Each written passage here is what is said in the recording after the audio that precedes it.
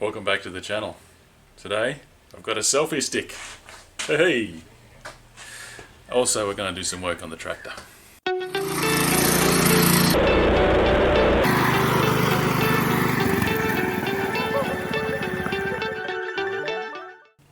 Now the job for today is to start building the control platform and the control interface that's going to sit up here.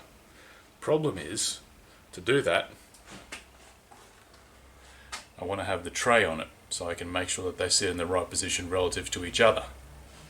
To do that, I need to drive the tractor out into the driveway and winch the tray onto it so it can sit in the right position. And to do that, it needs controls. So I'm going to try and jerry-rig up some temporary controls and then drive this thing out, winch the tray onto it, and then reverse it back in again. Let's see how well that goes. Okay, had a bit of a rummage around and this is what I've come up with. First of all, I'm not even close to getting the differential braking hooked up yet. So the front caster wheels I'm going to have to replace with a set of just normal wheels. These ones are pretty haggard, but for rolling out into the driveway I think they'll be fine. For the brakes, I've found this old quad bike master cylinder.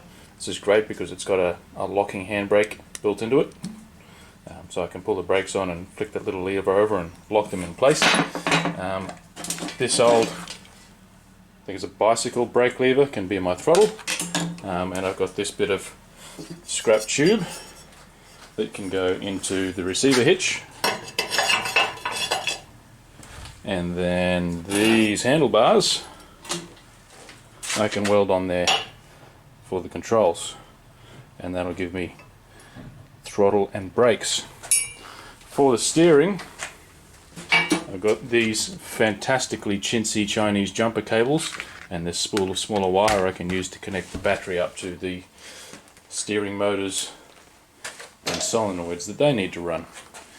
And then I should just be able to drive it like a forklift out into the driveway and pull it up to the front of that tray. Alright, let's glue all this together and see how well it works.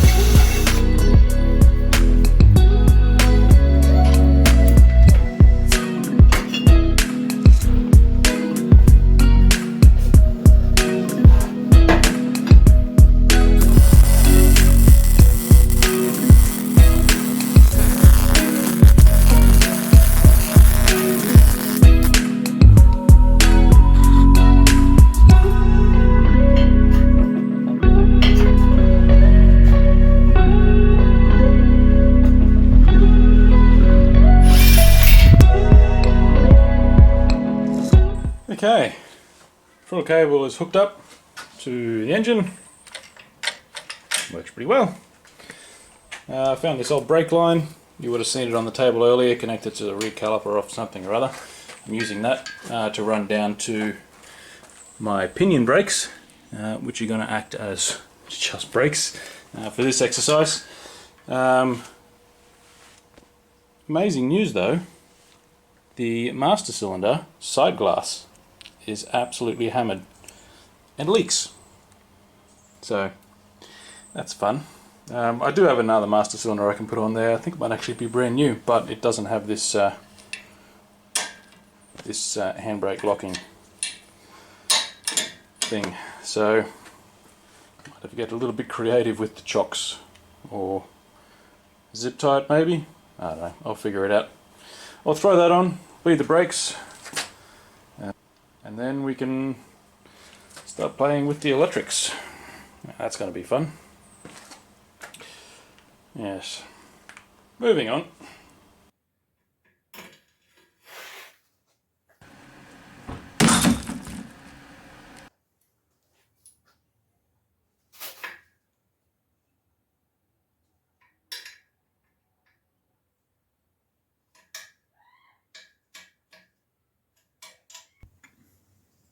So I've been bleeding these brakes for a couple of hours now. I'm still not making any progress. It just, I can't get it to build up any pressure in the line.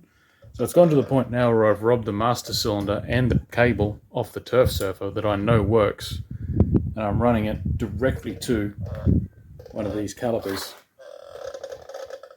that I've used, completely bypassing its own brake line and the little T-piece that I put in to double them up. And I still can't build pressure in it. So I don't know what the hell is going on. I guess these are faulty. I've never seen a brand new faulty caliper, much less two of them, but everything else is brand new or tested and working. So I don't know. I guess I'll pull it apart and see what I can figure out. Okay, so this is what I've come up with. The motorcycle master cylinder didn't have enough capacity to run the even a single one of the twin piston calipers I've got, let alone two of them. So I'm now using a rear master cylinder on this boat throttle arrangement, which works quite well actually. I've moved the throttle over to the right hand side because on the left I have the steering, little joystick switch that runs the two starter motors in either direction, and those are jumped off a car battery. And that seems to work pretty well. So let's fire it up and give it its maiden voyage out into the driveway to pick up that tray. Wish me luck.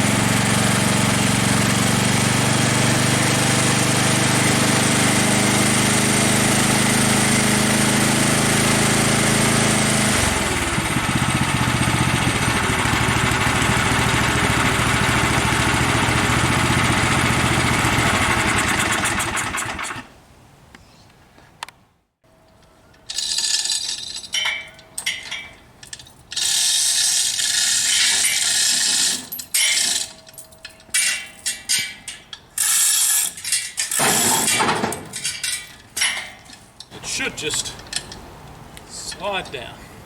Okay. I don't like the word should. Well, my big problem with it was that it would slide down the driveway when I didn't want it to. When I first put it there. So that means it should slide onto the tractor. Because you, yeah, okay.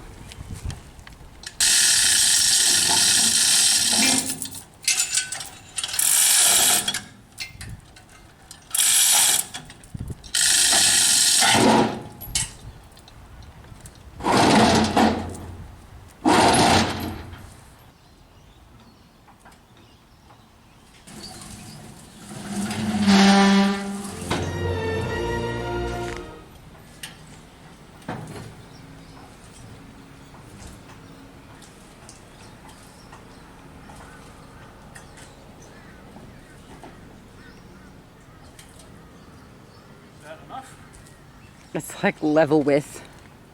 It needs like 2 mils. Oh, it's so close. Yeah.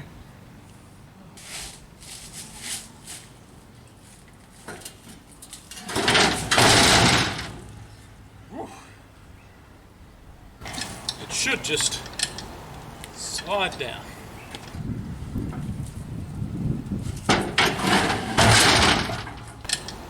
Slide down. Mm-hmm.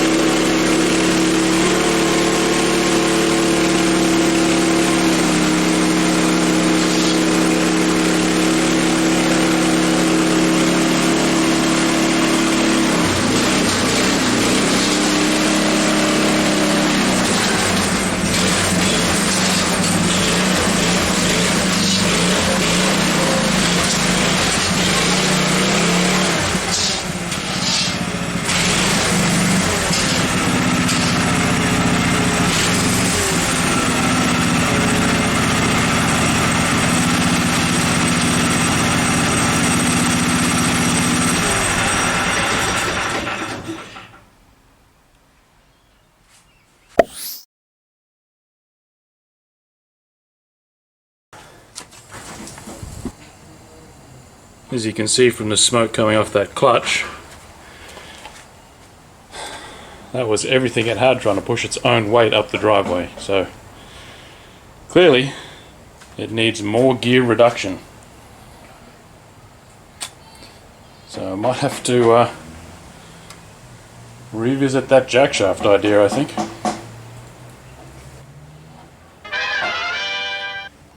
Well, this is what I've come up with. I've had to space the gearbox up 30 mils to make room for the jackshaft, which kind of sits underneath it. This was about the biggest sprocket I could get. I did want to put another one of these big 60-tooth gold sprockets on there, but there just wasn't the space to do that. So it's a double stage gear reduction, which is oddly satisfying to look at.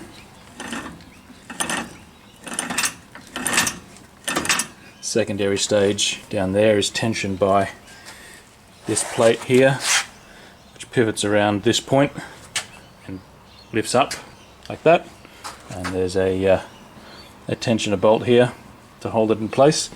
And then the first stage is just tensioned by this little adjuster here, made out of the old idler sprocket. So we'll get that welded and painted, and then we can move on to the tray. It's approximately in the right position, needs to come a little bit further back, but there's a fair bit of wasted space underneath here. So I want this part of the tray here to be sitting down here on the chassis. So it's low to the ground, easy to load, and then when I have that in the right place, my control platform can sit up here somewhere. Alright, let's get started.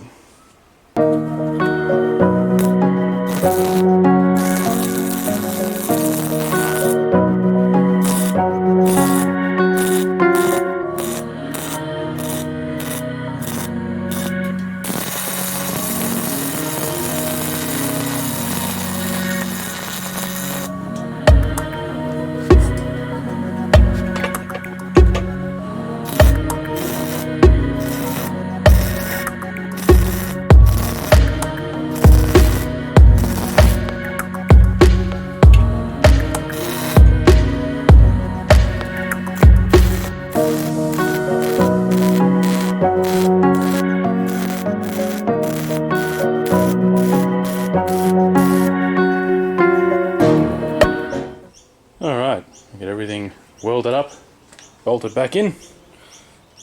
Gear reduction is gear reducing, working pretty well. Time to move on to the tray. So I'll bring you down underneath and show you what we're working with.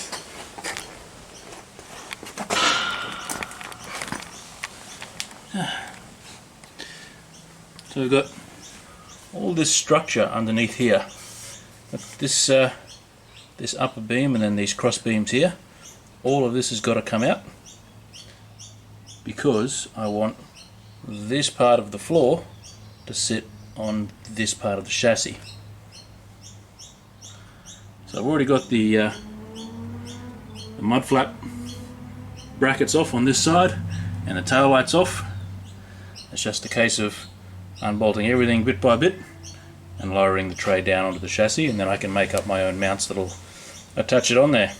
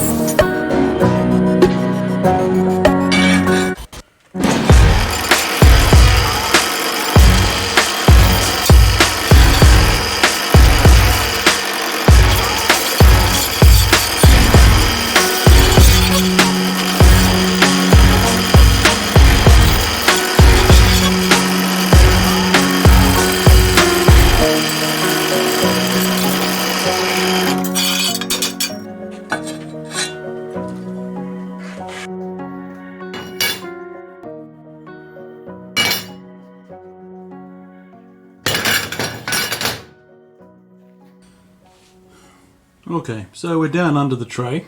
I've got it sitting pretty much where I want it on the chassis. I've made up all these little brackets, these little channel brackets. My plan is to weld these onto the chassis, and then I can bolt up through the bottom of the tray on these ribs. That's how it was attached before, with half as many bolts, so I think this should work fairly well. I'll give that a go and we'll move on.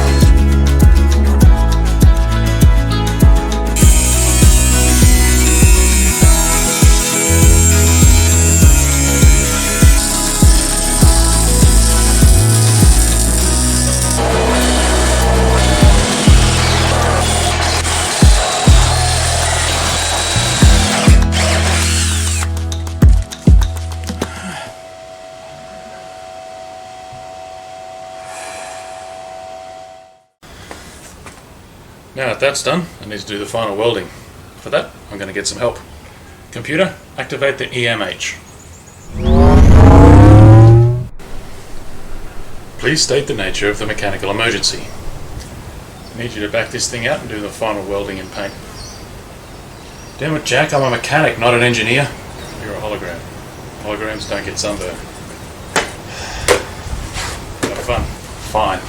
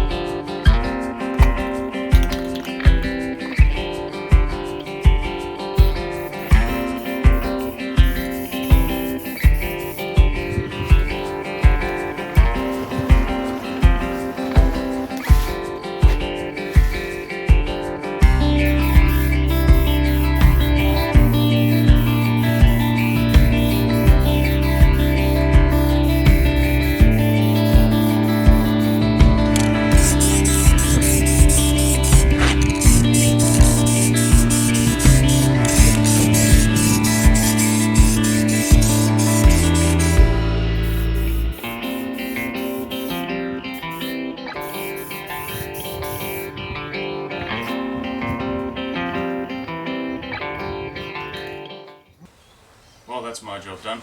I'm going to head back into the computer. I guess I'll see you next time Jack needs me. Thanks for your help. You're welcome. Computer, deactivate EMH. Alright, let's get this thing in and bolt the tray onto it permanently.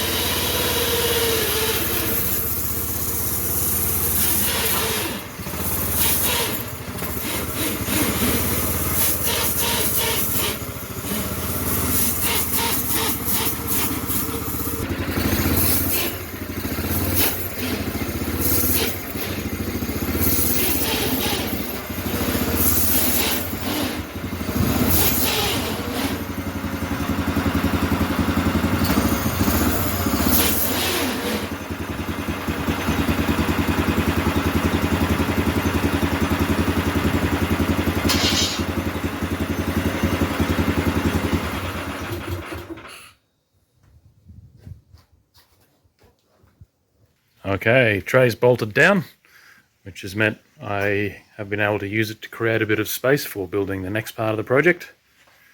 I've also added in this shock absorber arrangement, a couple of shocks I found on the shelf that are similar enough, and that's to stop that booty shake it gets as it's climbing hills. Next step is back it out, spin around and reverse it back in so I can start building the floor that goes up here with the control platform and the barbecue on it, which I'll do as soon as it stops raining.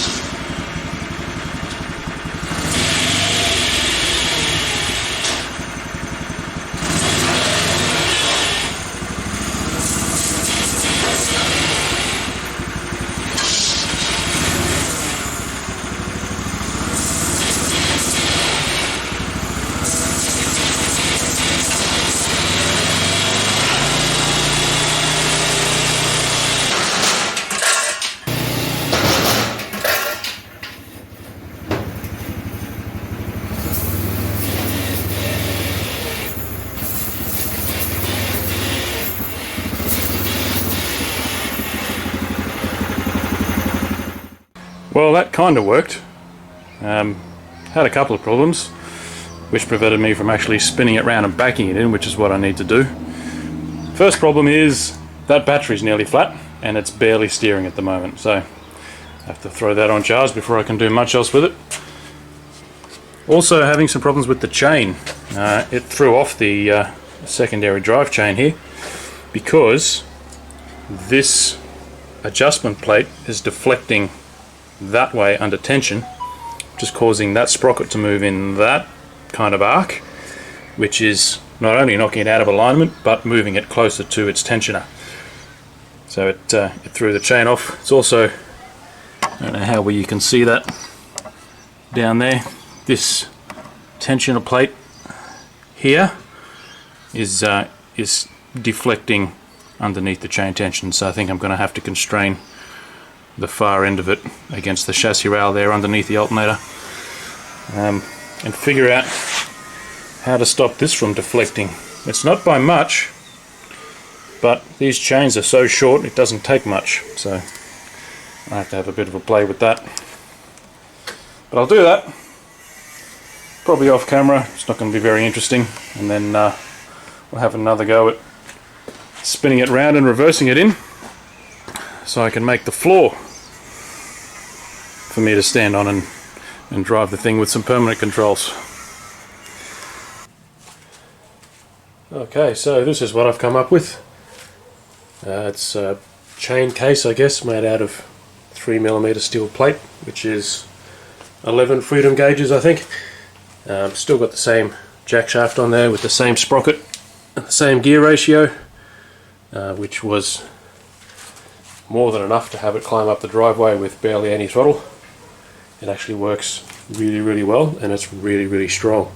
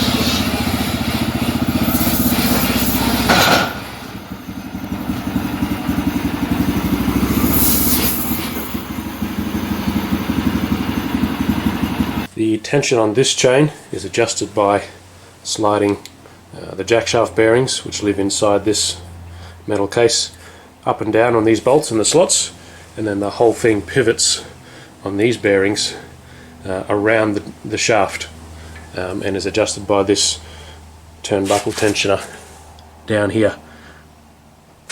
So I can adjust the secondary chain tension,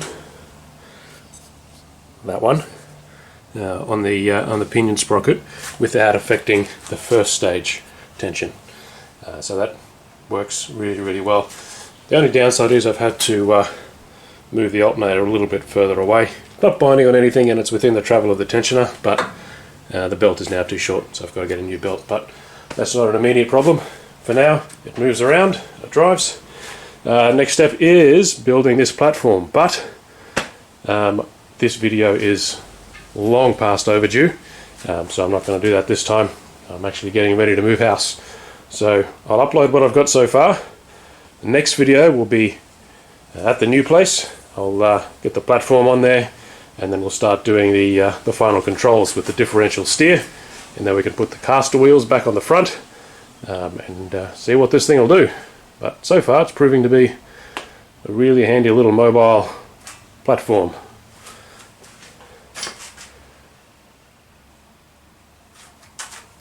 Anyway, thanks for watching.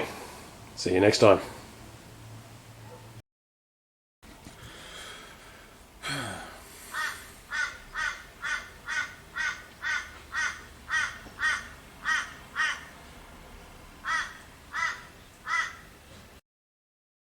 Just this tiny little elbow on there, which fits. God damn these birds.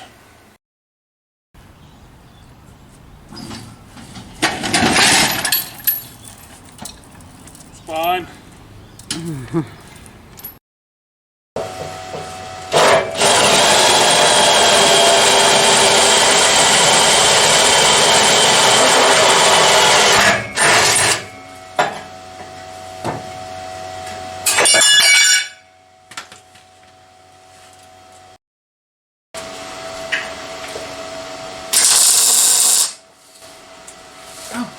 I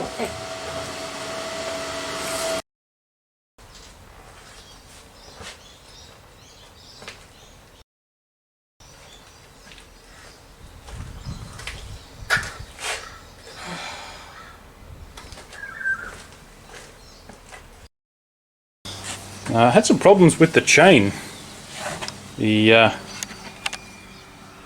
Oh, there we go. I might try that.